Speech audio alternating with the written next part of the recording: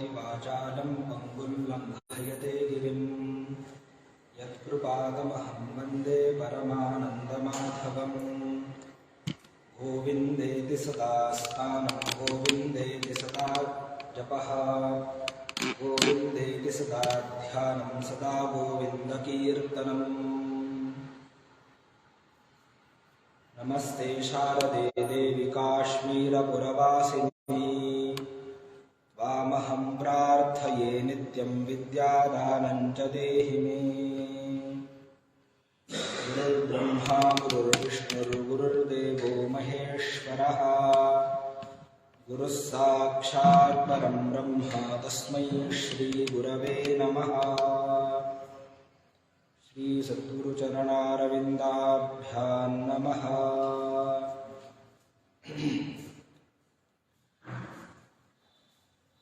महर्षि सांदीपनि राष्ट्रीय वेद विद्या प्रतिष्ठान अंतर्गत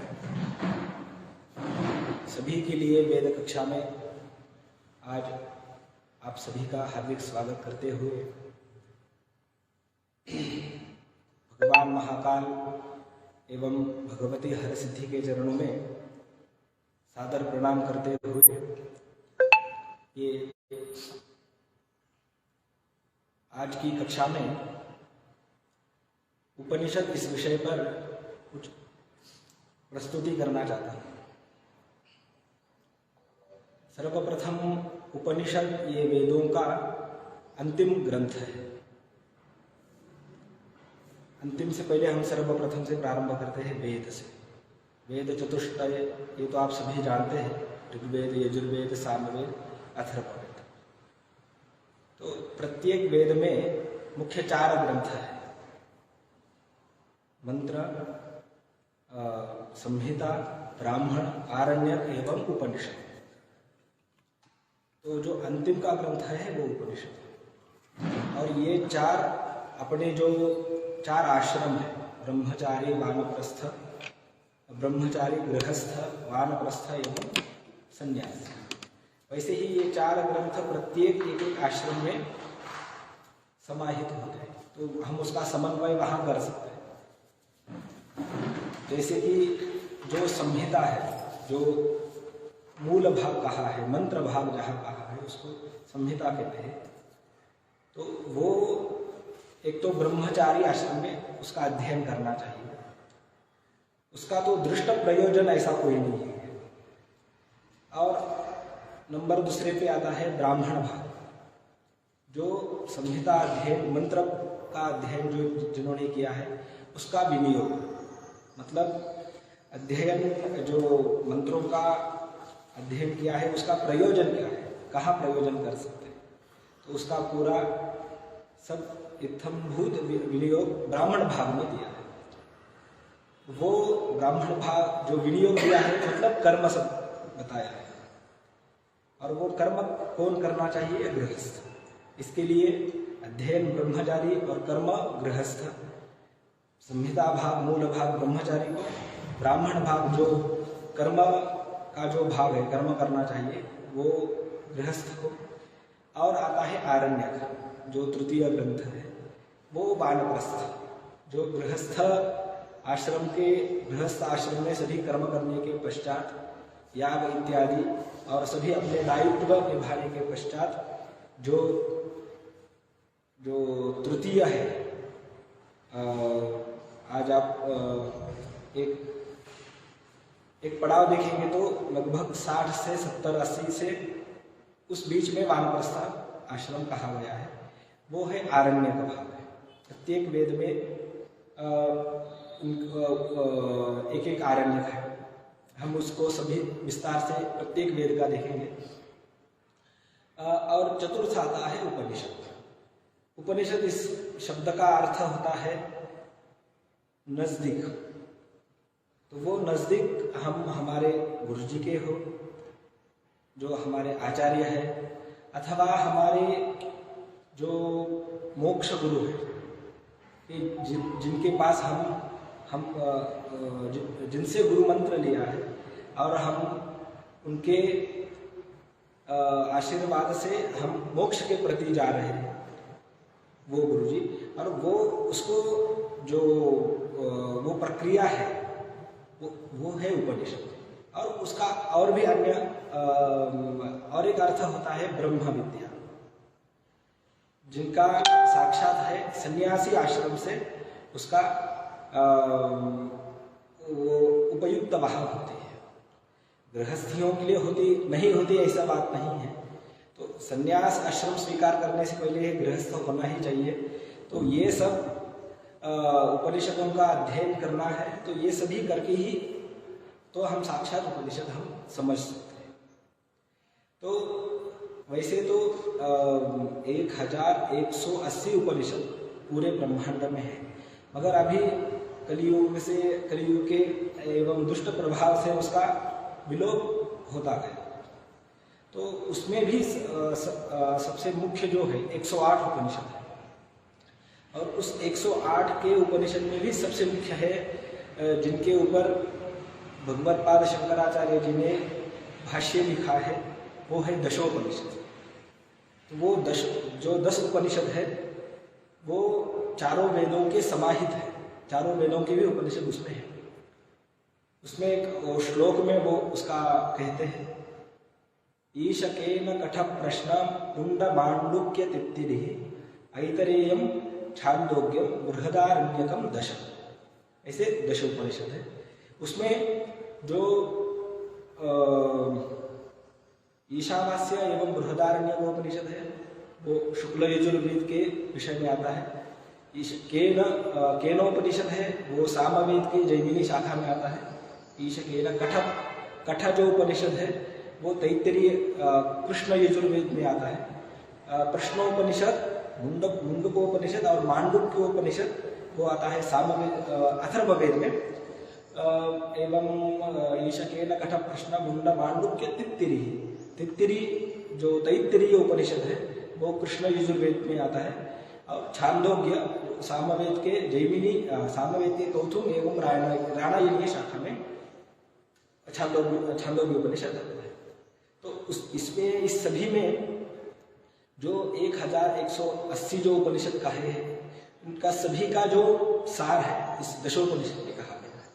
आज आप यम नचिकेत संवाद, गुरु शिष्य संवाद, पति पत्नी संवाद, ये ऐसे जो महान संवाद आज ब्रह्मांड में हुए हैं वो सभी इसी उपनिषदों का है। इसमें ही सबसे मुख्य जो उपनिषद कहा गया है, जिस पर शंकराचार्य जी ने प्रस्थानत्रयी भाष्य लिखा है, जो भगवद गीता, ब्रह्मसूत्र एवं बृहदारण्यक उपनिषद, उसमें सबसे बड़ा उपनिषद है बृहदारण्यक उपनिषद। और ये बृहदारण्यक उपनिषद शतपथ ब्राह्मण के अंतिम कांड में आता है। बृहदारण्यक उसको आरण्यक भी कहा है, जैसे कि वानप्रस्थ जो एक आश्रम है उनमें जो कार्य कहे गए हैं वो भी इसमें समाहित है। ये ब्राह्मण भाग में भी आता है, आरण्यक भाग में भी आता है, उपनिषद भाग में भी आता है, इसलिए इसकी वैशिष्ट्यता बहुत है। और सबसे छोटा मगर सबसे उसका जो परिधि है, जो ईशावास्योपनिषद, वो भी शुक्ल यजुर्वेद का एक अंतिम भाग में आता है। तो शुक्ल यजुर्वेद में 2 उपनिषद मुख्य से कहे हैं, एक ईशावास्य उपनिषद, बृहदारण्यक उपनिषद। तो एक संहिता भाग में आता है और एक ब्राह्मण भाग में आता है। ब्राह्मण भाग के भी अंतिम भाग में आता है और संहिता भाग के भी अंतिम भाग में वो आता है। उपनिषदों का सर्वप्रथम जो ये है कि हम अंतिम में उसको क्यों रखे हैं। ये उपनिषद जो ब्रह्म विद्या कहा है वो हमें और अन्य एक पदार्थ से हमें विभिन्न करता है कि ये जो है इससे मेरा कोई नहीं है, ये मैं अलग हूँ, मतलब अद्वैत ही कहा है मगर संसार से उसका ऐक्य भाव नहीं है। मगर ऐक्य भाव नहीं है ये बताने के लिए पहले ऐक्य भाव होना चाहिए। ये होता है ये संहिता, ब्राह्मण, आरण्य इत्यादि इन तीनों ग्रंथों में वो कहा है। इसका तात्पर्य ऐसा है कि सर्वप्रथम ब्रह्मचारी वेदाध्ययन करता है, तो वेदाध्ययन करता है तो उसको गुरु की तो आवश्यकता होगी, गुरु के बिना तो वेदाध्ययन वो नहीं कर सकता। तो यहाँ दो लोगों का संबंध आ गया है। उसके पश्चात जो ब्राह्मण भाग है, जो विनियोग जहाँ कहा गया है, वो भाग वो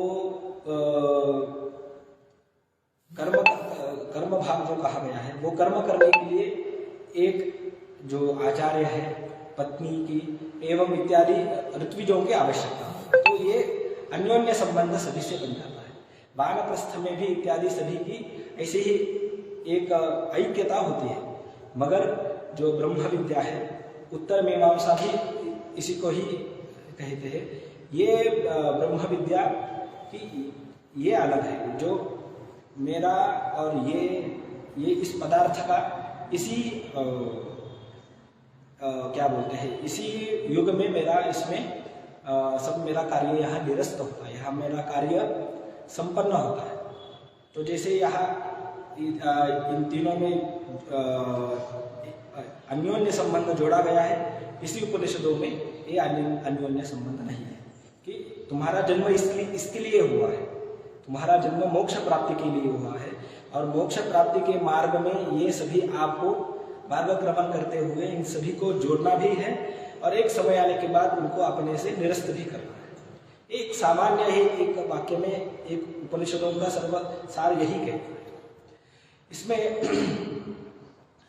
बृहदारण्य को उपनिषद है, वो पति पत्नी संवाद के लिए मतलब आज वो आख्यात है।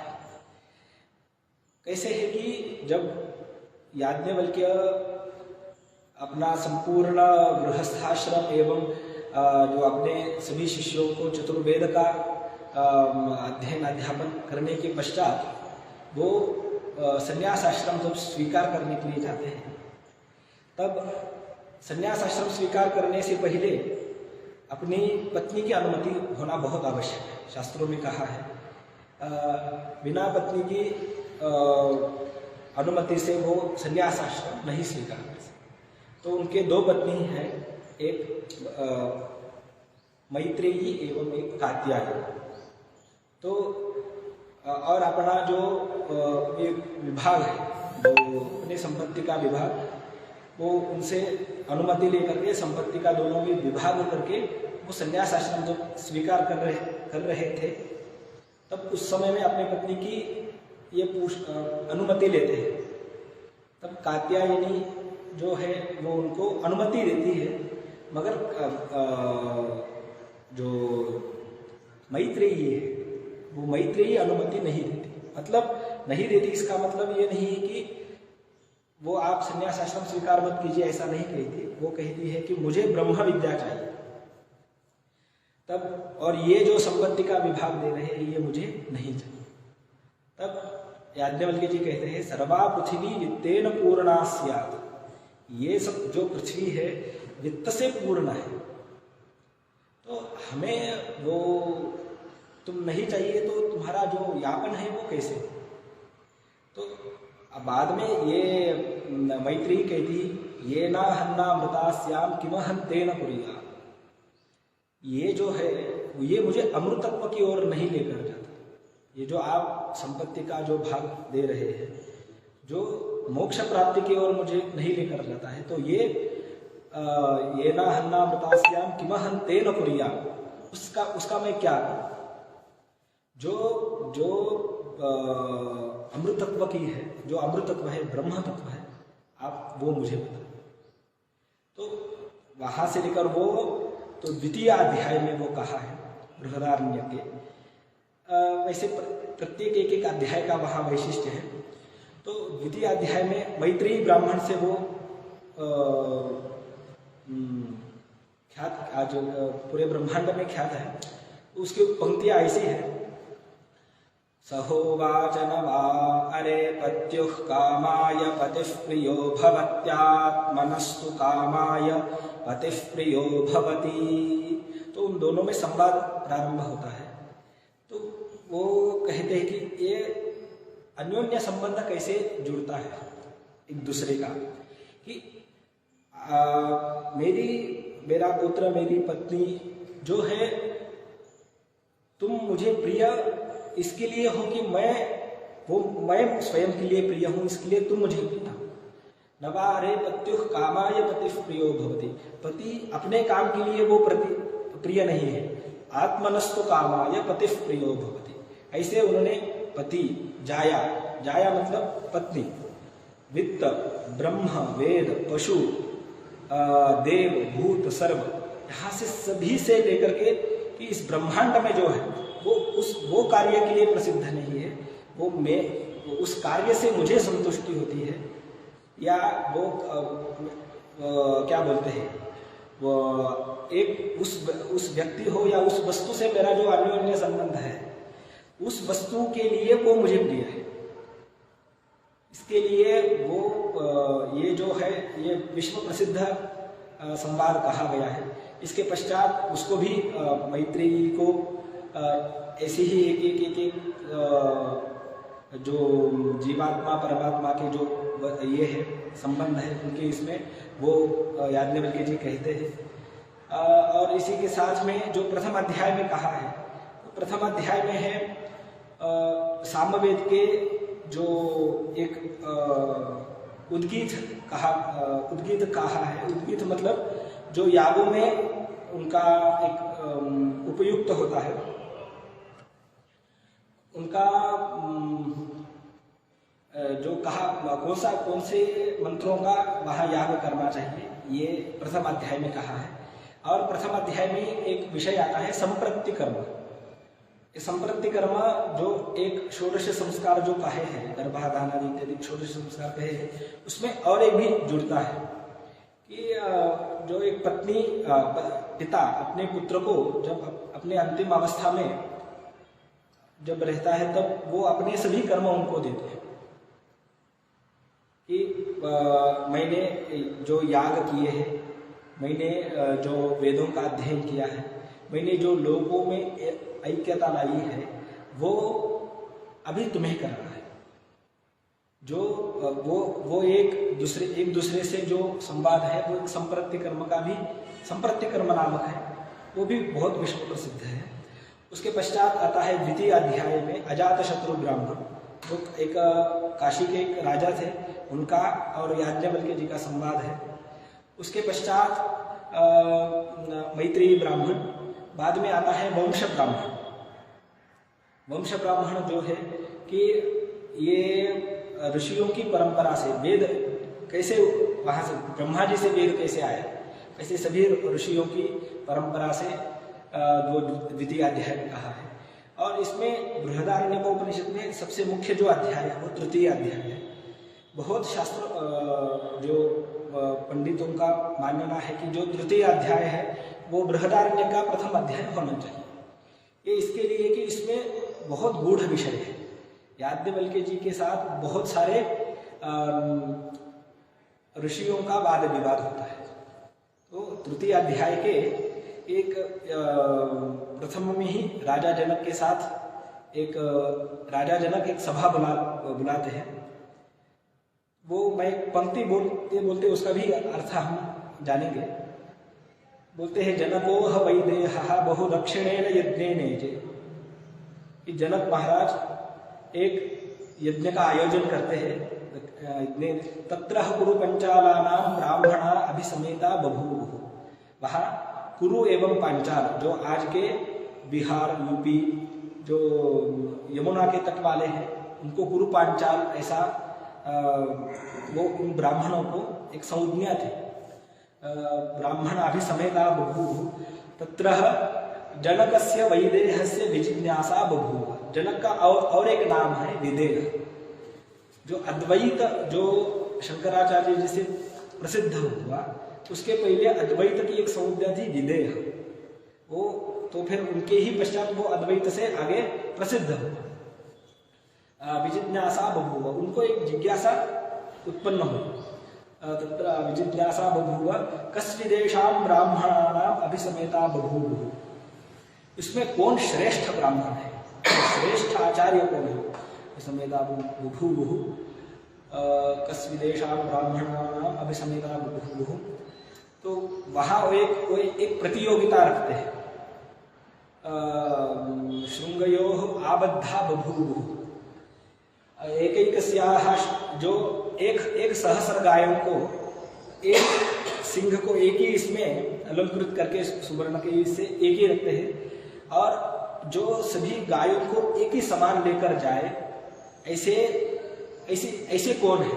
ऐसे आचार्य के नाम से उनमें एक प्रतियोगिता रखते हैं। तो वहां याज्ञवल्क्य जी खड़े होकर के अपने सामवेद के शिष्य को बुला लेते हैं। हे सामश्रवाः तान् होवाच ब्राह्मणा अभिसमेता बभूवुः तत्र जनकस्य वैदेहस्य विजिज्ञासा कस्विदेशां ब्राह्मणानाम् अभिसमेता बभूवुः तान् होवाच ब्राह्मणा। याज्ञवल्क्य जी जब उनको बुला लेते हैं तब अन्य इत्यादि जो शाकल्य होता, अश्वल ब्राह्मण, अश्वल आचार्य, आरुणी आचार्य इत्यादि सभी महान आचार्य क्रुद्ध हो जाते हैं, कुपित होते हैं कि आप कैसे स्वयं को ब्रह्मा, स्वयं को एक विद्वान कैसे मानते हैं। तो वो बोलते हैं कि मैं विद्वान नहीं हूँ, मैं नमो वयम ब्रह्मिष्ठाय, आप सभी को मैं प्रणाम करता हूँ। नमो वयम ब्रह्मिष्ठाय कुर्मो गोकामा एव वयम विस्यामि। मैं ये अपने विद्यालय के, अपने गुरुकुल के और ये गोरक्षा के लिए, गो काम के लिए मैं ये कार्य करता हूँ। तो वहाँ से अश्वल का और जारदकारों का, लाइहा यड़ी का और अन्य इत्यादि सभीयों का उनसे वाद विवाद होता है। वाद विवाद होकर के फिर अंतिम में याज्ञवल्क्य जी एक ब्रह्मर्षि है, ऐसे सभी को एक वहाँ से वाचक नबी ब्राह्मण, उनको वहाँ से सभी ब्राह्मण जनक के सभा में उनको एक आचार्य ऐसी पदवी भी देते हैं। और चतुर्थ अध्याय में जो विषय है वो सभी वही ये विषय याज्ञवल्क्य जी जब संन्यास आश्रम स्वीकार करते हैं तो यही द्वितीय मैत्रेयी ब्राह्मण से वो प्रसिद्ध है। और उसी के साथ जो पिता पुत्र का जो संबंध है तो वो संबंध कैसा होना चाहिए, उसमें चतुर्थ अध्याय में कहा है। पंचम अध्याय थोड़ा छोटा है मगर उसमें हृदय, सत्य इत्यादि सभी की उसमें सभी समाहित है। जो एक ब्राह्मण में आपको कहूँगा, आप एवेदमग्र आसुस्ता आप सत्यम सृजंत। सबसे पहले ब्रह्मांड में सिर्फ जल ही था। आप एवेदम अग्रे आसु ता आप सत्यम असृजंत। वो आप से सत्य का सृजन मतलब उत्पन्न, सत्य वहां से उत्पन्न हुआ। सत्यम असृजंत, वो सत्य कैसा है? वो त्र्यक्षरम भवति, स इत्येकम अक्षरम, जो अर्धत है वो एक अक्षर है, और यकार जो अर्ध अक्षर है। स इत्येकम अक्षरं इत्येकम अक्षरय्यम इत्येकम अक्षरम। तो उसमें कहते हैं कि जो सत्य है वो असत्य से भी समाहित है। प्रथमोत्तमे अक्षरे सत्यम, जो सकार और यकार है वो सत्य है। प्रथमोत्तमे अक्षरे सत्यम मध्यतो नृतम, जो मध्य का त है वो अनृत है। तो वो सत्य भी कैसा है? तो वो अनृत के साथ है। तो हम आज के इसमें उसका समन्वय करेंगे तो एक सत्य है, तो एक सत्य होने के लिए कोई तो भी एक असत्य भी होना चाहिए। तो असत्य क्या है? तो असत्य इसमें यही कहते हैं कि जो क्या बोलते हैं, आज जो कहते हैं कि आज असत्य की, इसमें वैसे बृहदारण्यकोपनिषद एवं सभी उपनिषदों में सत्य एवं असत्य का ही कहा है। सत्य जो है वो परमात्मा है, और असत्य जो है वो जो शरीर है, जो हम आज उसको सत्य की मतलब सत्य जैसा उसके साथ हमारा वर्तमान हम समझते हैं, मगर वो नहीं है। सत्य जो है परमात्मा है। ब्रह्म सत्यम जगत मिथ्या। जी, ये तो शंकराचार्य जी का ही वचन है। मध्यतोनृतम तदेतदनृतम उभयतः सत्येन परिगृहीतम। उभयतः वो सत्य से वो जुड़ा हुआ है, असत्य भी कैसा है, वो सत्य से जुड़ा है। सत्येन परिगृहीतम सभूयमेव भवति इत्यादि सभी इत्यादि बहुत सारे वचन हैं। तो ये पंचम अध्याय में कहा है। और इसी के साथ जो षष्ठ अध्याय, वो अंतिम जो अध्याय है वो है जो विवाहोत्तर जो गृहस्थ के कर्म है, तो वो सभी गृहस्थ के कर्म क्या क्या होने चाहिए, उसमें जो इत्यादि जो व्रत कहा है सोमयाग इत्यादि में, जो पयोव्रत उपसद व्रत जो कहे हैं, वो सभी षष्ठाध्याय में उनका एक संक्षिप्त वहाँ भी स्वरूप दिया है। और अंतिम में भी वहाँ जो वंश ब्राह्मण का जो उल्लेख द्वितीय एवं चतुर्थ अध्याय में कहा है, वो ही उनके पुत्रों का उल्लेख षष्ठाध्याय में कहा है। और अंतिम में वो एक कहे करके शुक्ल यजुर्वेद जो आदित्य से उत्पन्न हुआ है, वो याज्ञवल्क्य प्रणीत है। याज्ञवल्क्य जो महर्षि थे, वो उन्होंने सूर्य के पास अध्ययन करके वो उसके प्रणेता थे, वो उसको वहां से लाए हैं सूर्य के। तो वो उसको वो प्रणाम करते हुए वो वहाँ उपनिषदों का वहाँ समाप्ति हो रही है। तो इस सभी उपनिषदों में सबसे बड़ा उपनिषद है, इसके उसका नाम भी बृहदारण्यक उपनिषद ऐसा कहा है।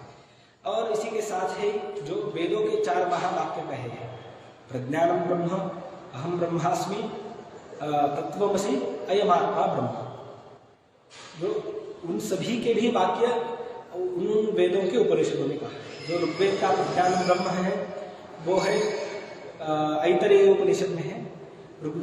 यजुर्वेद का जो अहम ब्रह्मास्मि है वो बृहदारण्यक उपनिषद में कहा है। जो सामवेद का तत्वमसि है अथर्व, वो छांदोग्य उपनिषद में कहा है।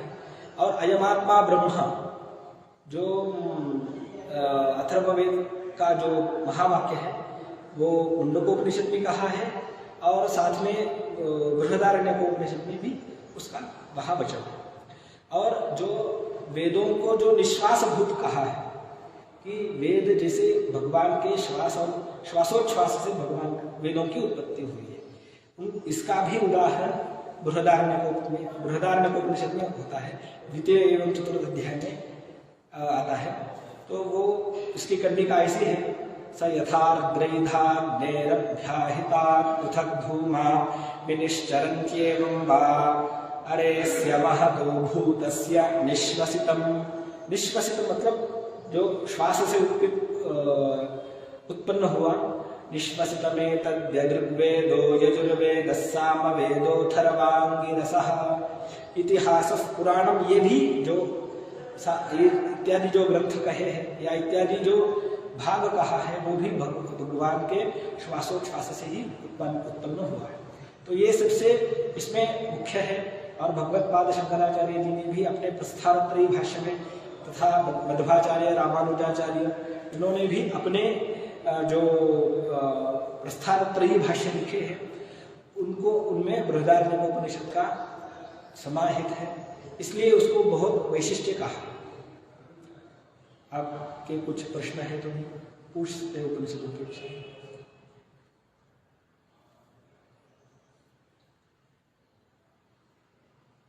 वाचस्पति मिश्र ने ब्रह्म सूत्र लिखा जी, इसके विषय में थोड़ा जी प्रस्थानत्रयी का मैं भी अभी पत्नी थी उनके नाम में उनकी पुस्तक है जो भारवी इस मतलब उनकी पत्नी के नाम में पुस्तक है उनकी जी भामती। हाँ भामती भारवी भामती हाँ। वो मतलब इसकी कथा ऐसी है, वो कैसी वो उनकी पत्नी के प्रति उन्होंने कैसे वो ग्रंथ का समर्पण किया। जब उनका विवाह हुआ था तो वो उस ग्रंथ को ब्रह्मसूत्र के जो सूत्र थे मतलब उनमें इतने गूढ़ हो गए थे तो उनको पता ही नहीं था कि अपना विवाह हुआ है। जब वो ग्रंथ का समापन हुआ वो होने के तब तक पत्नी भी उतनी विद्वान थी, विदुषी थी, तो उसने उनका एक समय में भी वो किस बात का उल्लंघन नहीं किया। तो उनकी अपनी पूरे मन से उनकी सेवा की, भोजन इत्यादि में उनका सब ध्यान रखा। तब एक दिन सब ग्रंथ समापन के पश्चात वो पीछे देखते हैं तो अपनी पत्नी को भी बुलाते, पूछते आप कौन है। तब उनको बताते हैं कि मैं ऐसे ऐसे इतने सालों पहले अपना विवाह हुआ था। तो ये होने के पश्चात फिर उनको वो ज्ञात होता है, तो वो भी समर्पित हो जाते हैं कि जो मेरे कार्यों में एक भी बाधा ना आए, इसलिए मेरी सेवा की। ऐसे पति को ये जो ग्रंथ लिखा है वो मैं उनको समर्पित करता हूँ। वो पंडित वाचस्पति मिश्र जी का वो ग्रंथ है।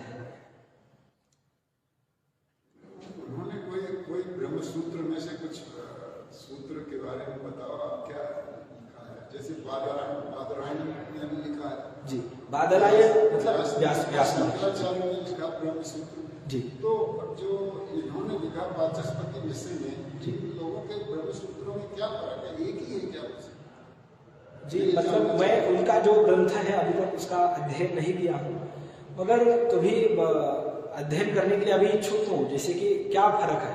हाँ जी, ये परस्पर जो है ना, जी, बादरायण है, शंकराचार्य है, व्यास है और अन्य इत्यादि जो मिश्र है, जी, इन्होंने जो ब्रह्म सूत्र लिखे हैं क्या एक ही है कि परस्पर कुछ भिन्नता है? मैं ये जानना चाहता हूँ। तुलनात्मक अध्ययन उनका करके ही पता चलेगा। जी नहीं, ये जो विषय है ब्रह्म सूत्र का, तो वो अभी तक तो मैं उससे अनभिज्ञ हूँ, तो मैं भी उसका अध्ययन करके आपको शीघ्रातिशीघ्र उसका मैं प्रयत्न करूँगा। आप करना। जी जी, क्या है कि जो शंकराचार्य, मध्वाचार्य, रामानुजाचार्य, इन्होंने जो एक लिखा है तो वो अपने अपने मत का है। शंकराचार्य जी ने लिखा है अद्वैत का, और मध्वाचार्य जी ने लिखा है द्वैत संप्रदाय का, और रामानुजाचार्य जी ने लिखा है विशिष्टाद्वैत के संबंध में लिखा है। और इसी में भी जो दशोपनिषद है, इसके अलावा भी और भी एक दो जो उपनिषद है वो भी विश्व प्रसिद्ध है, जैसे कि कौशिक की उपनिषद, और एक है श्वेताश्वतर उपनिषद, जिन्होंने शंकराचार्य जी ने इसके ऊपर भी काम किया है। तो वो भी जो मनुष्य के मतलब मोक्ष प्राप्ति के लिए ये सभी इनका ही उसका क्या बोलते हैं, उसका बहुत उसमें उपयुक्त है। पुस्तकालय में है सर भामती ग्रंथ देखना पड़ेगा, नहीं अपने विद्यालय में तो वो होगा। इसी के साथ जो उपनिषद का आज का मेरा छोटा प्रस्तुति था, आप लोगों ने इतना सुना। एक ये होता है कि मैं हिंदी भाषिक नहीं हूँ सर, तो मैं विचार करता हूँ अपने मातृभाषा में, उसको फिर मन में ही ट्रांसलेट करके आपके प्रति ये करता हूँ। नहीं, मैं मराठी हूँ, मराठी भाषिक हूँ। नहीं, मगर एक आप वहाँ सभा में बात करते हैं तो अपने शब्दों का भी एक शब्दों की भी मर्यादा होती है, सभा की मर्यादा होती है। तो वो जो श्वेताश्वतर उपनिषद का एक मंत्र, एक वाक्य कह करके अपने जो आज की प्रस्तुति को समाप्त करूंगा, जो मैंने श्रृंगेरी के शंकराचार्य जी से सुना था, और तब से इसमें मैं बहुत प्रभावित हूँ उस मंत्र से। उसका शुक्ल यजुर्वेद के एक जाबालोपनिषद में भी वो आता है। तो वो मंत्र ऐसा है, जो श्लोक है, यस्य देवे परा भक्ति यथा देवे तथा गुरौ तस्यैते कथिता ह्यर्थाः प्रकाशन्ते महात्मनः। जिसका यस्य देवे परा भक्ति, जिसका भगवान में जो अत्यंत भक्ति है, परा भक्ति है, और जो भगवान के स्थान पे ही यथा देवे तथा गुरु, वो भगवान के स्थान पे ही अपने गुरु जी को, अपने विद्या गुरु को, मोक्ष गुरु को वहां रखते हैं। यथा देवे तथा गुरु तस्यैते कथिता ह्यर्थाः, जो गुरु जी ने कथिता, उसमें और भी एक वचन आता है अकथिता भी, जो कहा है दृष्टि से और अदृष्ट से भी जो कहा है, तस्यैते कथिता ह्यर्था प्रकाशन्ते महात्मनः। वो एक महात्मा होकर के प्रकाशित होते हैं। तो तब से मैं इस श्लोक से बहुत प्रभावित हूँ और इस श्लोक से भी अपने गुरुजी के प्रति जो मेरी श्रद्धा आस्था थी और भी दृढ़ हो गई कि इस संसार में जो मैं आज खड़ा हूँ, आज जो कुछ कार्य कर पा रहा हूँ, वो आज संपूर्ण श्रेय, उसका 100% श्रेय जो जाता है मेरे गुरुजी को दिया जाता है। कि जो भगवान का जो स्थान है वही स्थान मेरे गुरुजी का है मेरे जीवन में। ऐसे जो श्वेताश्वतर उपनिषद के जो रचयिता है वो कहते हैं, तो मेरे लिए भी वो स्थान उतना ही मुख्य है, उतना ही प्रिय है। इतना कह करके अपने आज के प्रस्तुति को समाप्त करता हूँ। आपने बहुत गांभीर्य से सुना और मुझे मेरे इससे कुछ जो अच्छा निकला है सब मेरे गुरुजी की देन है। जो अज्ञान है वो मेरी कुछ कमतरता है, कमी है, उसको मैं और भी अच्छा करूं और भी उससे अच्छा प्रफुल्लित करके जनमानस के सामने रखूं, ऐसे आशा करके मैं मेरे वाणी को विराम देता हूं।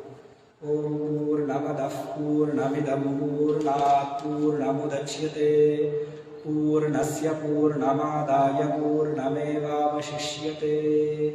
ओम शांति शांति शांति। Very good.